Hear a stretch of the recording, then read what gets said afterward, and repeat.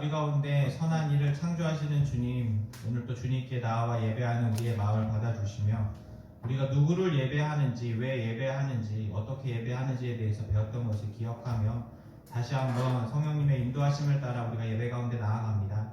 하나님, 우리 예배 가운데서 우리 말씀하시는 것들을 잘 캐치하고 또한 깨달을 수 있도록 인도하여 주시고 찬양하는 가운데 우리의 삶을 고백하는 시간 될 수 있도록 하나님께서 인도하여 주시옵소서. 그렇게 하실 주님을 기대합니다. 거룩하신 예수님의 이름으로 간절히 기도합니다. 아멘. 우리 새로운 찬양이죠. 우리 하늘 위의 주님밖에 같이 찬양하며 나아갑시다.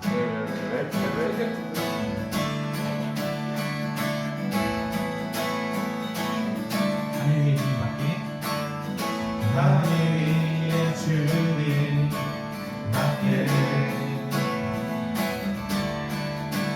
내가 사모할 자 이 세상에 없네.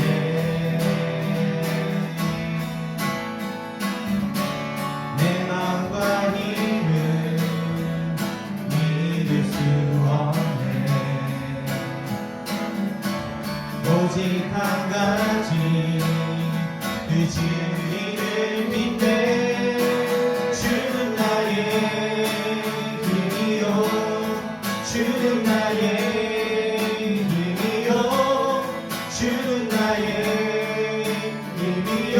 영원히 주를 의지하리.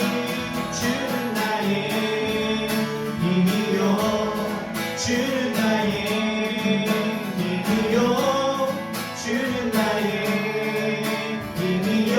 영원히 주를 의지하리. 영원히. 우리 한 번 더 처음부터 고백하며 나아갑시다. 하늘 위의 주님밖에. 하늘 위의 주님밖에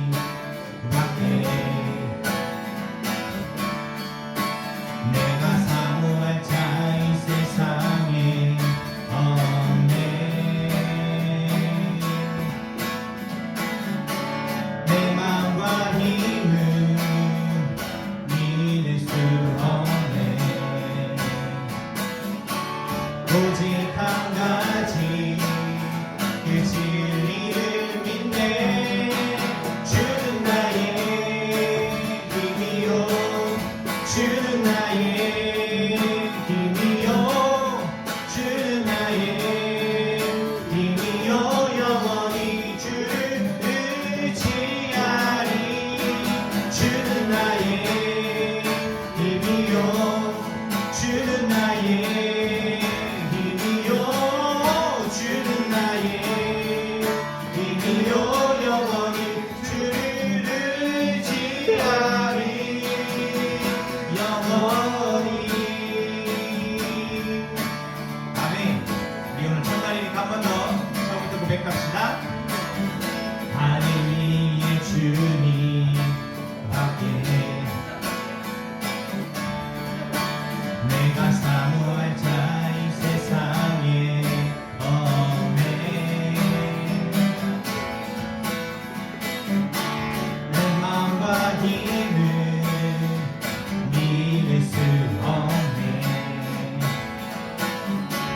오직 한 가지 그 진리를 믿네. 주는 나의 힘이요, 주는 나의 힘이요, 주는 나의 힘이요. 영원히 주를 의지하리. 주는 나의 힘이요, 주는 나의 힘이요, 주는 나의 힘이요. 영원히 주를 의지하리. 영원히. 아멘. 우리 예수 좋은 내 친구 같이 찬양하며 나아갑시다.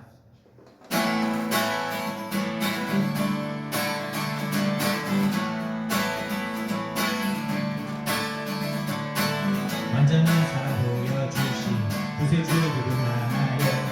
그 아들 우리에게 주신 하나님 그분 하나요.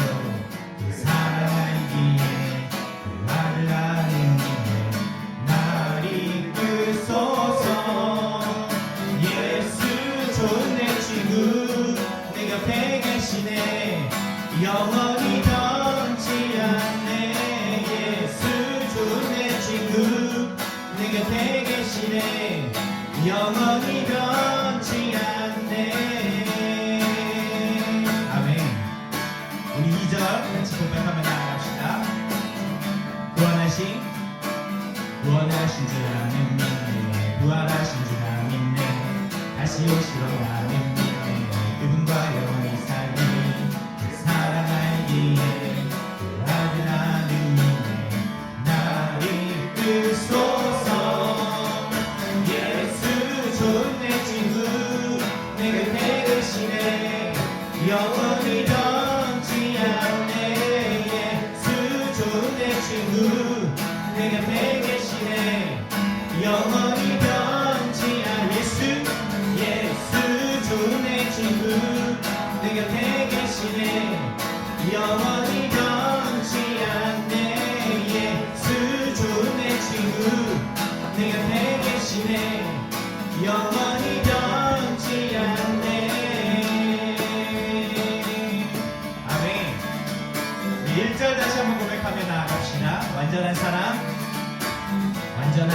보여주신 구세주 그분 하나요 그 아들 우리에게 주신 하나님 그분 하나요 그 사랑 알기에 그 아들 나는 믿네 나를 이끌소서.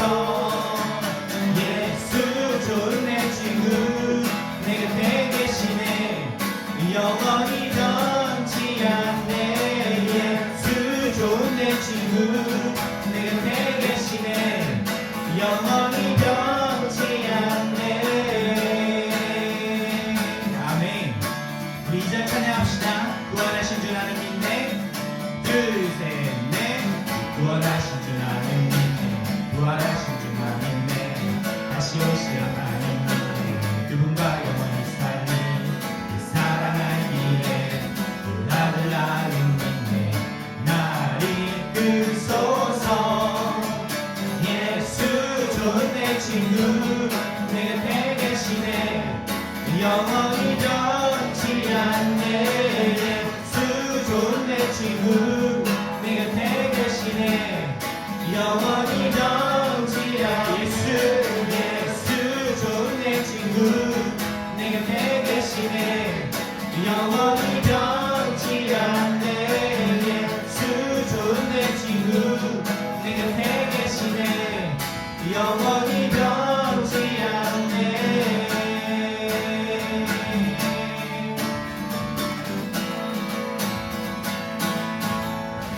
아멘. 아멘. 우리 이 시간 같이 말씀 위에서 기도할게요. 하나님, 예수님을 이 땅 가운데 보내주시고 우리의 친구로 또 우리의 스승으로 삼게 하여 주신 참으로 감사합니다. 하나님, 우리가 삶을 살면서 하나님에 대해서 묵상하며 또 성령님과 동행하고 예수님을 본받기 위한 삶으로 나아가는 줄은 알고 있지만 삶 속에서 잘 행해지지 않는 우리의 모습을 발견합니다. 우리의 마음을 주님께서 지켜주시고 기억나게 하여 주셔서 우리의 삶이 온전히 세상에 있는 것이 아니라 하나님과 동행하고 있음을 깨달으며 나아가는 우리 친구들 될 수 있도록 하나님께서 인도하여 주시옵소서. 그렇게 하실 주님을 기대합니다. 거룩하신 예수님의 이름으로 간절히 기도합니다. 아멘. 우리 같이 우리 말씀 주여 같이 말씀드리겠습니다. 요한복음 12장 12절에서부터 19절까지 말씀입니다. 같이 교독하겠습니다. 요한복음 12장 12절에서 19절 말씀이에요. 그 이튿날에는 명절에 온 큰 무리가 예수께서 예루살렘으로 오신다는 것을 듣고 존경하고 관절을 가져다가 오시되 호산나 사마리아 주의 이름으로 오시는 곧 이스라엘 왕이시여 하더라. 예수는 한 어린 나귀를 보고 타시니 이는 기록되며 시로자 두려워하지 말라. 보라 너의 왕이 땅의 새끼를 타고 오신다 भन्다하더라. 제자들은 처음에 이 일을 깨닫지 못하다가 예수께서 영광을 얻으신 후에야 이것을 예수께 대하여 기록된 것인가 사람들이 예수께 이같이 한 것이니 생각났더라. 나사로를 무덤에서 불러내어 죽은 자 가운데서 살리실 때에 함께 있던 무리가 증언한지라. 이에 우리가 예수를 맞으면 이 표적 행하심을 들었음이로라. 백성들이 분노하되 볼지어다 너희 하는 일이 쓸데없다. 보라 온 세상이 그를 따르는도다 하니라. 아멘. 네, 우리 옆 사람과 한 번 더 인사합시다. 네, 만나서 반가워. 한 주간 잘 지내고 있지? 얼굴 보니까 좋다. 여러분들의 할 말을 목사님 대신 다 아이고 눈빛만 교환으로 하고 있는 친구들 많은데, 네, 좋습니다.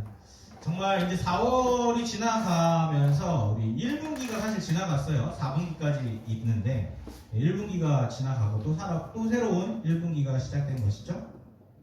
그에 따라서 우리 1기와 큐티하는 것에 대한 마음도 많이 식었던 것 같아요. 이게 분기마다 다시 시작한다는 마음을 갖고 새롭게 하면 좋을 것 같습니다.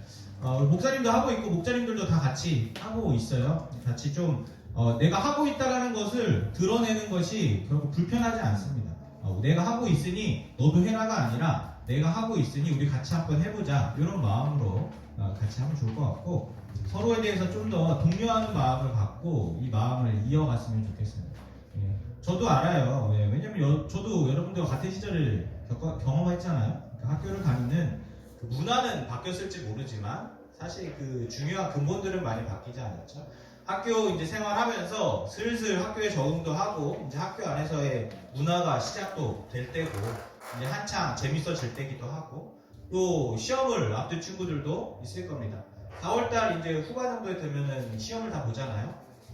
준비하는 친구들도 많을 텐데, 그럼에도 불구하고 우리의 삶이 세상에서, 그러니까 우리의 다른 신앙 이외의 것에서 좌지우지 되면서 우리 신앙이 흔들리는 것이 아니라 신앙으로 인해서 우리의 삶이 좌지우지 되는 삶으로 이렇게 좀 바뀌어야겠죠. 주객이 전도되지 않을 수 있도록 좀 마음을 쏟았으면 좋겠어요. 우리 내 믿음을 보이라는 주제를 갖고 매일 진행하고 있습니다. 우리 구호 한번 외치면서 말씀 시작하겠습니다. 내 믿음을 보이라. 믿어 행함으로. 아멘. 자, 믿음 강령 같이 합시다. 하나, 우리는 그리스도인이다. 하나, 우리는 그리스도인이다. 둘, 우리는 믿음을 행함으로 드러내어 우리의 믿음을 증명한다. 둘, 우리는 믿음으로 행함으로 드러내어 우리의 믿음을 증명한다. 아멘. 우리는 2023년 한 해를 행함으로, 삶으로 드러내는 삶을 살아갈 것입니다. 오늘은 종료주일이에요. 그 종료주일을 시작으로 이제 고난 주간이 시작이 됩니다. 고난 주간이라 하면 예수님께서 십자가에 달려 죽으시기 위해 예루살렘에 이제 입성하신 이후에 일주일을 이야기합니다. 우리가 고난 주간은 여러분들 벌써 신앙의 연차대로 한 번씩 다 경험해 봤을 거라 생각해요. 매년 찾아온다고 생각하죠. 크리스마스가 매년 찾아오듯이 부활절도 매년 찾아오고 고난 주간도 매년 찾아옵니다. 그래서 우리에게 아무런 별로 고난 주간이 됐네, 부활주일이 되면 또 달걀 먹거나 또 이런 여러 가지 일들을 하겠지, 의뢰 그냥 생각하는 경우가 많이 있습니다. 근데 우리가 이제 배웠잖아요. 예수님이 우리의 스승이 되신다고 이야기하였고 그런 관계를 맺어야 된다고 이야기하였습니다. 왜냐하면 예수님께서 사람이 살아가는 목적에 대한 바른 이해와 실천을 우리에게 알려주셨기 때문이에요. 그래서 그 예수님은 죄의 문제를 해결하기 위해 이 땅에 오신 것은 맞지만, 그 예수님이 이 땅에 오신 이유 중에 하나가 그것이 맞지만, 더 중요한 것은 인간이 하나님에 대해서 잘못 알고 있는 것들에 대해서 바로 잡아주시기 위한 목적도 있다는 것을 깨달았으면 좋겠어요. 예수님께서 종려주일에 예루살렘을 입성하시는 것을 시작으로 고난주간이 시작되는데, 우리가 거기서 포커스에 맞춰야 되는 건 예수님의 희생적인 사랑에 대한 부분도 분명히 생각을 해야겠지만, 그보다 예수님께서 이 땅 가운데 오셔서 우리에게 하고자 하고 싶으셨던 것들이 무엇인가를 돌아보는 시간이 더 되면 좋을 것 같아요. 매주 우리가 예수님과 하나님과 성경님과 이런 신앙적인 이야기를 나누고 배우는 것은 맞습니다. 그리고 기억해야 되는 것이 마땅하죠. 우리가 주일날 예배를 드리는 것 역시 예수님께 감사하는 마음으로 드려야 하는 예배임이 맞습니다. 근데 그렇게 되지 않을 때가 꽤 많잖아요. 그럼에도 불구하고 우리가 이 종려주일을 맞이해서 예수님에 대해서 좀 더 묵상하면서 나아갔으면 좋겠다는 이야기입니다. 예수님께서는 자기 자신을 위해 하나님을 도구로 생각하는 사람들의 생각을 바로 잡으셨어요. 사실 이 하나님을 도구로 삼는다라고 하는 말이 굉장히 광범위한 이야기라고 생각하시면 좋을 것 같아요. 그러니까 마땅히 자기 자신을 위해서 신앙생활을 하는 사람들을 통틀어서 이렇게 얘기할 수 있습니다. 바리새인들, 서기관들, 제사장들이 그 당시에 하나님 말씀을 굉장히 잘 알고 있었죠. 그 다음 바리새인들은 그 하나님이 지키라고 한 명령을 더 잘 지키기 위해 자기들이 그 하나님의 계명을 분석하고 연구해서 더 구체적으로 아주 실천적으로 만들었던 사람들이에요. 그러니까 우리가 지금 하나님의 말씀을 실천하기 위해서 실천 말씀을 세우고 한 주간 실천하고 있잖아요. 이것들을 바리새인들이 더 구체적으로 했었다는 얘기죠. 그러니까 얼마나 잘 우리가 보기에 사람들이 보기에 신앙적으로 잘 되어 있던 사람들이었어요. 모범생이었죠. 엘리트. 그러나 그들의 마음속에 하나님을 도구로 삼았다는 마음이 있었던 거죠. 자기 자신을 드러내기 위해서 신앙생활을 했던 사람. 저 사람 정말 하나님의 율법을 잘 지키는 사람이야. 의로운 사람인가 보다. 라고 얘기하는 것들에 더 민감하게 반응했던. 자기와 하나님과의 관계보다도 다른 사람들이 나를 어떻게 생각하는가에 더 관심이 많았던 사람들이라고도 볼 수 있죠. 제사장들도 이와 같이 마찬가지였습니다. 최전방에서 하나님을 예배한다고 하나님을 가까이서 예배하는 그 제사장들이 성전에서 돈을 걷고 또한 자기네들의 제사하는 그 제사의 어떤 재물을 팔고 그것으로 인해서 이익을 챙기는 모습들이 하나님을 하나님으로서 모시는 것이 아니라 자신들의 삶의 어떤 도구로 여겼다는 것이죠. 이런 모든 생각들이 하나님을 도구로 생각하는 사람들이라고 생각하면 좋을 것 같아요. 우리 역시 그렇게 살고 있지는 않은지 생각해 봐야 합니다.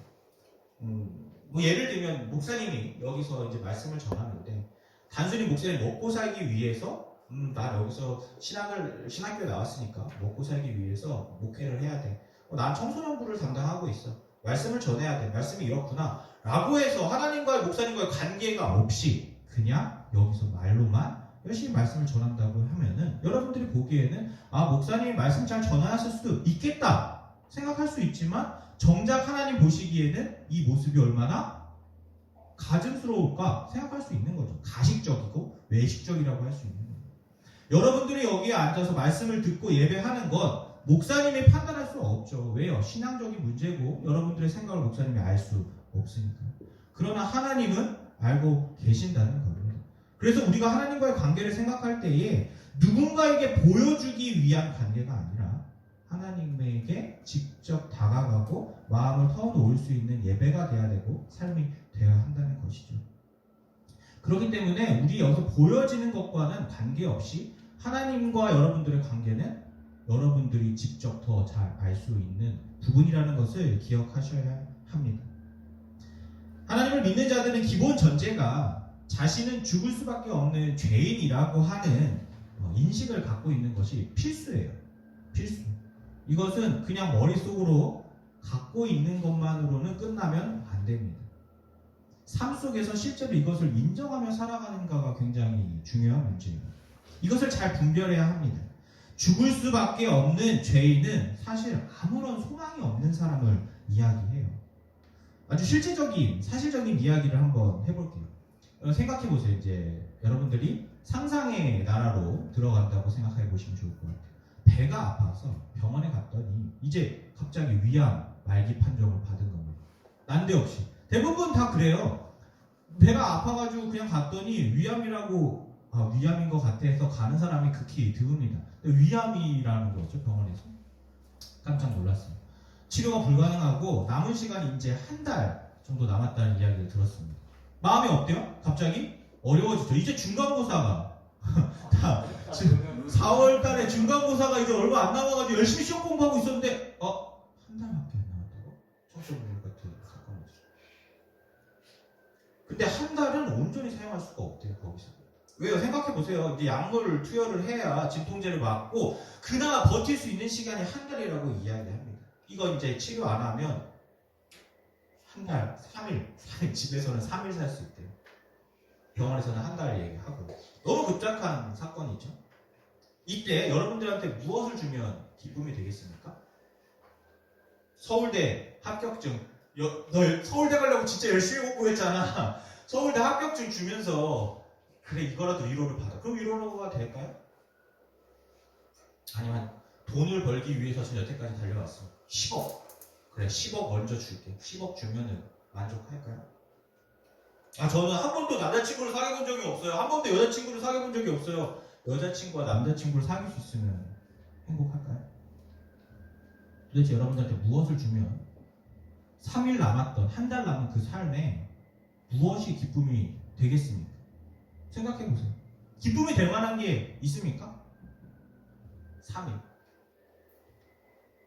내 지금 연필을 잡고 있는 이 시간이 너무 아깝다. 어쩌면 예배 드리고 있는 이 시간조차 너무 아까울 수가 있는 시간이 되겠죠. 죽을 수밖에 없는 죄인은 이런 상황과 동일한 상황을 이야기하는 것이에요. 아무런 소망이 없이 죽음을 눈앞에 두고 있는 사람들. 어떠한 것도 자신의 기쁨이 될 수 없는 삶을 사는 것이 바로 죽을 수밖에 없는 죄인에 대한 인식과 정확한 내용입니다. 근데 이걸 고민하던 때에 한 명의가 찾아왔어요. 신약 개발을 열심히 하던 명의인데요. 근데 여기가 자신의 암을 고칠 수 있는 신약을 개발했다고 여러분들 얘기하는 겁니다. 3일밖에 안 남아서 모든 것을 포기하고 자포자기하면서 이거 뭐 좀 해봐. 다 필요 없어. 어차피 다 죽을 거잖아. 뭐 좀 해봐. 다 필요 없어. 뭐 하고 싶은 거 있어? 없어. 아무것도 없어. 나 이제 그만 죽을 건데 뭔 상관 있어? 더 이상 나한테 무슨 의미가 있어? 이게 무슨 의미가 있어? 나 하고 싶은 대로 차라리 그냥 지금 죽어버렸으면 좋겠어. 막 이런 생각을 하고 있는 타임라에 온 거죠. 신약 개발하고 이제 임상실험만 남은 거 있는데 이것은 약 효과가 너무 좋다. 이거 여태까지 동물 실험을 했는데 맞았더니 완치가 바로 가능하다고 얘기를 하는 거예요. 여러분들 그래서 실험 참여를 권합니다. 할 거예요, 안 할 거예요? 무조건 하겠죠. 이건 진짜 안 할 수가 없잖아요. 근데 세상에 조건이 붙어요. 생각해보세요. 여러분 이런 약이 있으면 여러분한테 의사가 찾아와가지고 권할 때 여러분들만 권하겠어요? 세상에 암 환자가 한두 명입니까? 엄청나죠? 그 조건이 붙어요. 조건은 자기 자신을 위해 사는 것이 아니라 남을 위해서 살아야 한다고 이야기하는 거죠. 다른 사람을 섬기고 사랑하며 살아야 한다고 하는 조건이 붙습니다. 어떻게 하실 거예요? 그래도 할 거죠. 왜냐하면 살고 봐야지. 일단 내가 살고 봐야지. 이런 생각도 들지 않겠어요? 어떻게 사는 건 중요한 게 아니야. 일단 내가 살고 봐야지 라는 생각이 많겠죠. 그렇지 않은 친구 혹시 있나요? 저는 그렇게 살 바에야 죽겠습니다. 이런 친구 있겠어요? 없습니다. 사실 물어볼 것도 없죠. 당장 죽음이 눈앞에 있는데 무엇을 가리겠습니까? 무조건 한다고 할 것입니다. 당연하죠.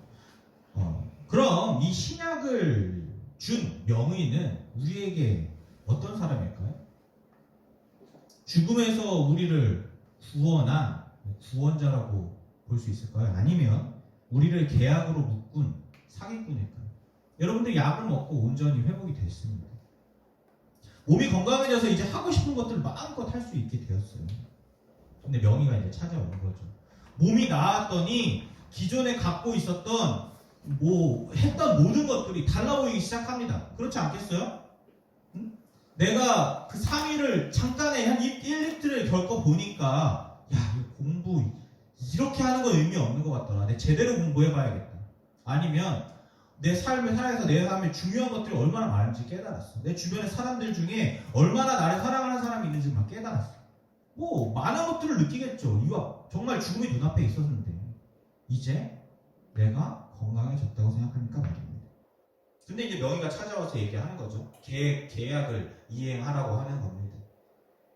처음 죽음이 눈앞에 있을 때는 신약을 얻기 위해서는 뭐든지 다 하겠다고 그렇게 얘기했는데 막상 완치가 되니까 마음에 갈등이 생기기 시작하는 거죠. 이제 내 삶을 내가 좀 제대로 누려보고 싶은데 이제 건강하게 돼서 먹고 싶은 것도 마음대로 먹고 내가 하고 싶은 대로 마음껏 하고 싶은데 계약을 이행하라고 하니까 마음이 어렵습니다. 근데 우리의 삶이 사실 신앙생활이야 비슷하다는 이야기입니다. 이 비유와 100% 딱 맞아 떨어지는 건 아니에요.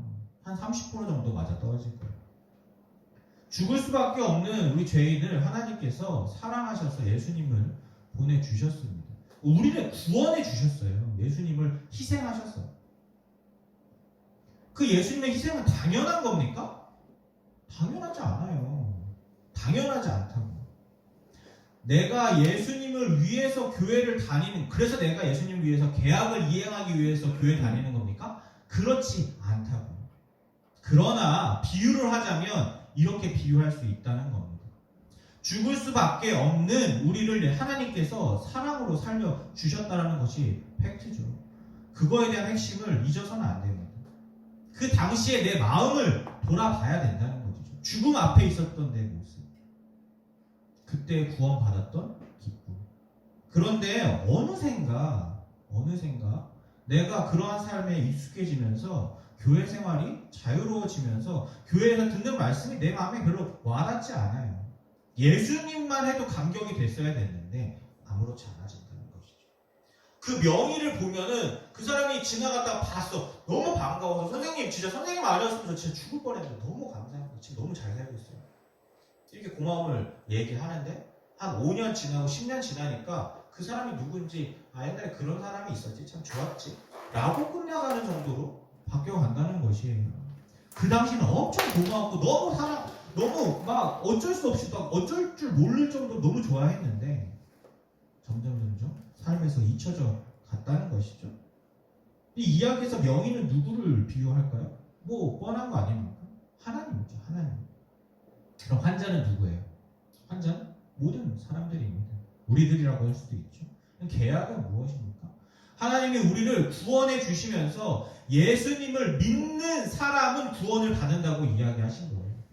그냥 모든 사람들이 구원을 받았어가 아니라 예수님을 이 땅에 보내주시고 이 예수님을 믿는 사람들은 구원을 받는다는 조건을 붙여주신 겁니다. 마음의 갈등은 어떻습니까? 그 예수님을 믿고 난 이후의 상황을 이야기하는 거겠죠. 계약이라고 이야기했지만 결론적으로 하나님께서는 예수님을 믿는 모든 사람들을 구원해 주신다고 말씀해 주셨어요.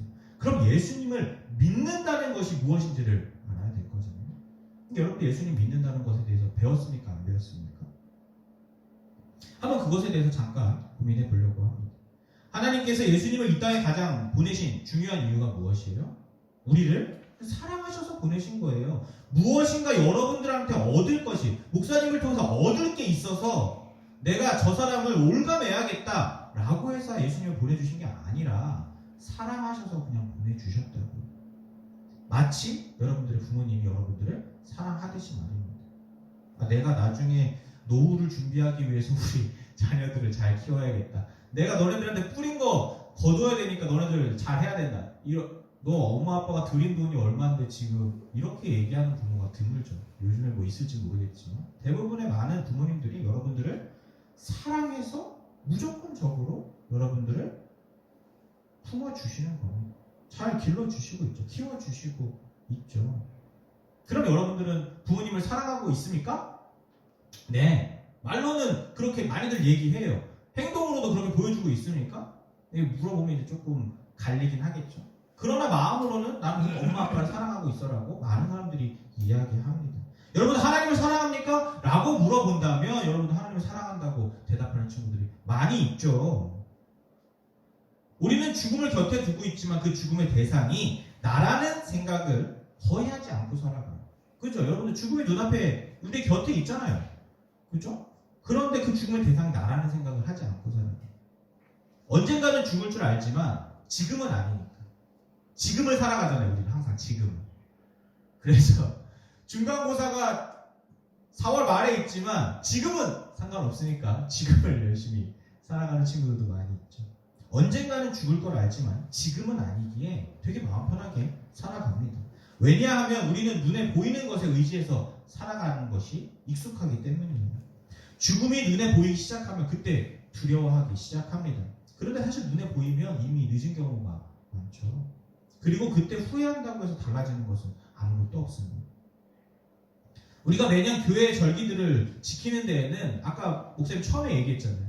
매년 고난주간을 지내고 매년 크리스마스를 지내요. 그런데 이것이 왜 그럴까요? 그냥 의뢰하는 행사니까. 학교 행사처럼 자 1학년이 됐고 2학년이 됐고 3학년이 됐고 아무 일도 없이 그냥 대충 지내면 넘어가는 그런 행사처럼 교회도 그렇게 절기를 지키고 있는 것일까요?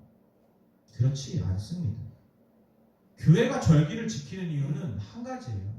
무엇입니까? 기억해야 될 것들을 기억하기 위해서. 왜냐하면 우리가 자주 잊어버려요. 고난 주간을 통해서 매주 원래 고난 주간처럼 예배를 드려야 하지만, 매번 주일처럼 부활주일처럼 예배를 드려야 하지만, 매번 크리스마스처럼 예배를 드려야 하고 삶을 살아야 되지만 우리가 그렇게 못하니까 기억하기 위해서 절기를 지켜가는 것이죠. 오늘 말씀에서 종려나무가지를 흔들면서 호산나를 외치는 사람들이 있습니다. 이 호산나 뜻이 뭐예요? 구원하소서라는 뜻입니다. 지금 이스라엘 백성들이 로마의 압제 가운데에 있었거든요. 그래서 이 메시아가 나타나서 우리를 이 로마의 속국에서 구원해줘서 이제 다시 이스라엘, 옛날에 다윗 시대에 그 강대했던 나라로 다시금 우리를 구원해줄 메시아가 올 것이야라는 소망을 갖고 있었어요. 하나님이 이 선지자들을 통해서 메시아가 올 거라는 그 예언을 하셨잖아요. 근데 그 사람들은 이스라엘 사람들은 그 예언이 지금 우리 이 사회가 바뀔 거라는 생각을 하고 있었단 말이에요. 그 메시아가 우리의 영적인, 우리의 인생에 어떠한 변화를 가져올 것이 아니라 우리 사회적 지위가 높아질 거라는 생각을 갖고 있었다는 것이죠. 그래서 그 사람들은 예수님을 열렬히 환영했어요. 이제 우리가 더 이상 속국이 되지 않을 거예요. 이제 우리는 전쟁을 일으켜서 놀라운 기적으로, 메시아의 놀라운 기적으로 우리가 이제 로마의 압제에서 벗어날 것이야. 이런 소망을 품었죠. 더 이상 가난하게 살지 않아도 돼. 더 이상 세금을 내지 않아도 돼. 우리는 이제 잘 살 수 있어. 이런 소망을 품었던 것 같아요. 그러나 일주일도 안 돼서 이들은 예수님을 십자가에 못 박으라고 이야기합니다. 왜요? 자신들의 기대와 다른 이야기의 삶을 보여주셨기 때문이에요. 예수님이 메시아라고 해서 이 땅 가운데 오시고 침례 요한이 바로 저분이 우리의 메시아다라고 얘기해서 많은 사람들이 예수님께 집중했습니다. 그러나 예수님께서는 이 땅 가운데 오셔서 회개하라, 천국이 가까이 왔다라고 이야기하시며 하나님 나라에 대해서 이야기해 주셨지, 이 정권에 대해서, 그 사회의 부조리함에 대해서 이야기하지 않으셨어요. 사람들은 자신들의 삶의 가치를 사회적으로, 세상적으로 높여줄 줄 알았는데 예수님은 오히려 그것이 아니라 자신들의 삶의 가치를 바꿔주시려고 했기 때문입니다. 목사님이 앞에서 이야기하는 말씀을 선포할 때 비슷하죠. 우리가 세상적인 가치를 따라 사는 것이 아니라 하나님의 가치를 따라 살아야 합니다. 우리 그리스도인은 세상의 가치에 따라 사는 사람이 아니라 좌지우지 되는 것이 아니라 하나님의 가치에 우선순위를 두어야 돼요. 이렇게 이야기했다는 것이 예수님입니다. 그랬더니 근데 여기 앉아있는 사람들이 어떤 사람들이냐? 아니 여기 오면은 일타 강사라고 해서 아니 잘 사는 법을 알려준다면서요. 근데 잘 사는 법을 안 얘기하고 왜 하나님에 대한 이야기만 하는 것일까? 우리 예배 드리고 있는데 이미 유대인이 이렇게 생각했다는 것이죠. 이미 제사장들을 통해서, 서기관들을 통해서 말씀을 이미 듣고 있는데 왜 여기 와서 메시아라고 하는 사람이 똑같은 말을 이야기를 하는 것일까? 라고 생각했을지도 모릅니다. 근데 예수님께서 기적을 일으키셨죠. 죽은 자를 살리시고 5,000명을 먹이셨습니다. 물고기 2마리, 보리떡 5개. 놀라운 사건이죠. 그런 기적들을 보면서 막 소망을 품었을 것 같아요. 어떤 소망이요? 이제 배부르게 먹을 수 있겠구나. 이제 좀 더 잘 살 수 있겠구나 라고 말입니다. 로마의 지배로부터 벗어나려고 했는데 예수님은 사회적인 문제에 대한 생각은 잘 안 하셨던 것 같아요. 물론 사회적인 이야기를 어느 정도 하셨죠. 그러나 그것의 포커스가 아니었어요. 하나님의 뜻, 하나님의 나라에 대한 이야기만 주로 하셨습니다. 예수님은 영혼과 진실된 삶 자체를 구원해 주시기 위해 이 땅 가운데 오시고 사람들에게 그 삶을 몸소 보여주셨어요. 하나님께서 창조하신 너희들 이렇게 살아야 한다. 이것이 삶의 기쁨이 되어야 돼. 이렇게 살 때 하나님께서 기뻐하셔. 이렇게 사는 것이 하나님과 교제하는 것이야. 하나님의 뜻을 알고 싶으면 이렇게 행하면 돼 라고 알려주셨다는 거예요. 근데 사람들은 현재 자신들의 이익을 추구했기 때문에 결국 예수님을 배반한 것이죠. 그 이야기가 귀에 들어오지 않았어요. 심지어 예수님과 같이 다니던 예수님의 제자들 역시 말입니다. 그래서 여러분들 큐티하는 가운데 이런 이야기 들었잖아요. 예수님 내 자식들을 예수님의 우편에, 예수님의 좌편에 앉아주십시오. 예수님이 나중에 높은 자리에 올라가셨습니다. 우리는 종료주의부터 시작하는 고난 주간에 죽을 수밖에 없는 죄인인 나에게 새 삶을 허락해 주시고 지금 우리에게 늘사랑교회 공동체를 허락해 주신 하나님, 이 공동체 안에서 목사님을 통해, 목사님 이가 아니라 목사님을 통해 하나님의 말씀을 여러분들한테 전해주시게 하십니다. 하나님의 뜻을 알게 하셔요. 하나님의 뜻대로 살아가기를 원한다고 이야기하십니다. 내가 너희를 구원했어. 사랑으로. 너희가 이제 새 삶을 맛보았으면 좋겠다라고 이야기하는 것이죠. 위암에 걸렸어요. 근데 위암에 걸린 이유가 인스턴트 식품을 너무 많이 먹어서 그렇다는 겁니다. 그래가지고 위암이 나왔어요. 여러분들 인스턴트 식품 먹겠어요? 먹죠. 어떻게 안 먹고 살겠어요? 너무 맛있는데. 그러나 어떤 생각을 갖겠습니까? 좀 덜 먹어야겠다. 이거 위험하지. 너무 많이 먹었어. 경각심 갖지 않겠습니까? 그전에는 삼시세끼를 라면을 먹었는데 이제는 라면을 일주일에 한 번 정도만 먹게 되지 않겠어요? 근데 그마저도 아무런 생각도 없이 여전히 삼시세끼 라면을 먹는다면 여러분들을 구원해준 명의가 다시 한번 여러분들을 본다면 뭐라고 하겠습니까? 여러분 스스로가 여러분 몸을 다시 돌아본다면 어떻게 생각하겠냔 말이에요. 하나님의 그 사랑 앞에서 나는 나만의 이익을 위해서 하나님을 믿고 있는지, 아니면 믿는 척 하는지, 진심으로 믿고 있는지 고민해 보시라고. 만약 믿고 있다면 감사와 더불어 다시 한번 하나님의 뜻을 행하는 삶을 살아야겠다는 다짐을 할 필요가 있는 것이죠. 내 삶이 하나님께서 나를 구원해 주시고 다시금 새 삶을 허락해 주셨는데 내가 이렇게 살면 안 되지. 이번 한 주간 고난 주간을 맞이해서 예수님과 조금 더 친밀해져 보는 시간을 가져야겠다. 매일 그렇게 살아야 되지만 이번 주 좀 더 특별하게 내가 이것에 대해서 좀 더 고민해야겠다라는 다짐을 하고, 만약 그렇지 않다면 나랑 별로 상관도 없었던 거 아니야?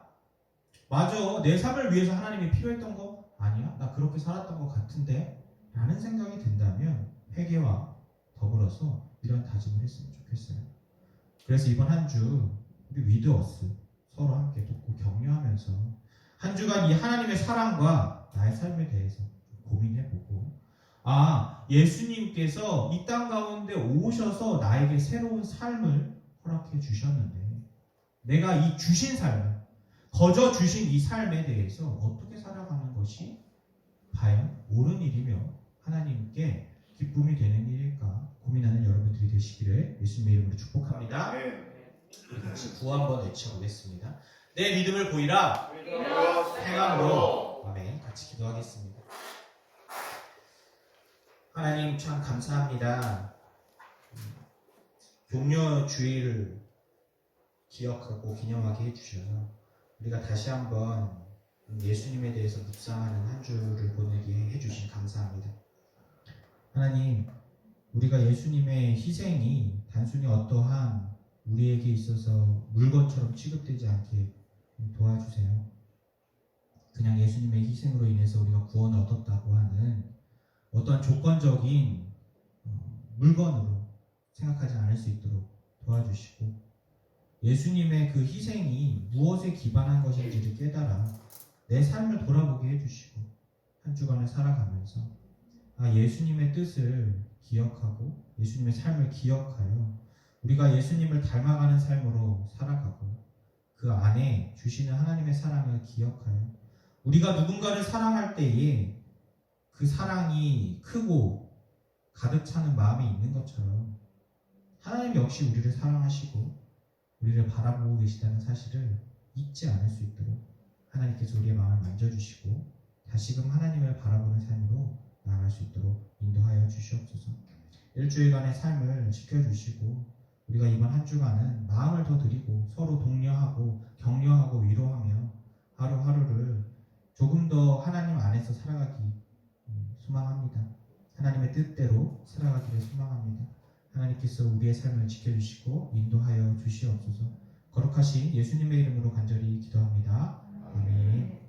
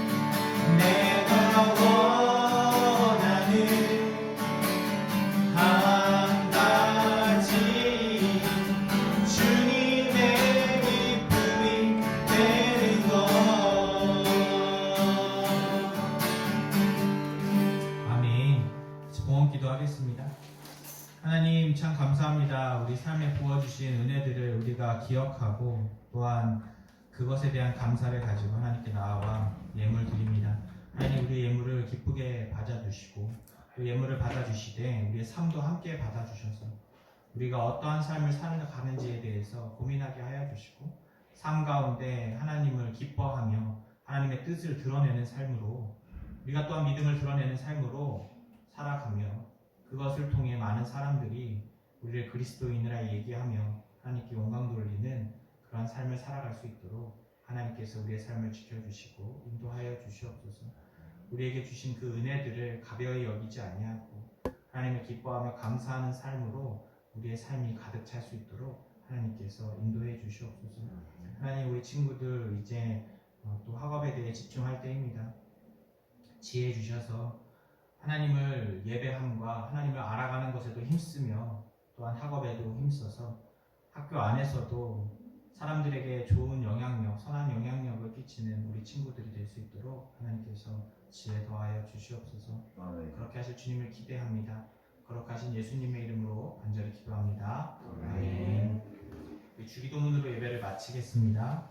하늘에 계신 우리 아버지여 이름이 거룩히 여김을 받으시오며 나라의 임하옵시며 뜻이 하늘에서 이루어진 것 같이 땅에서도 이루어지이다.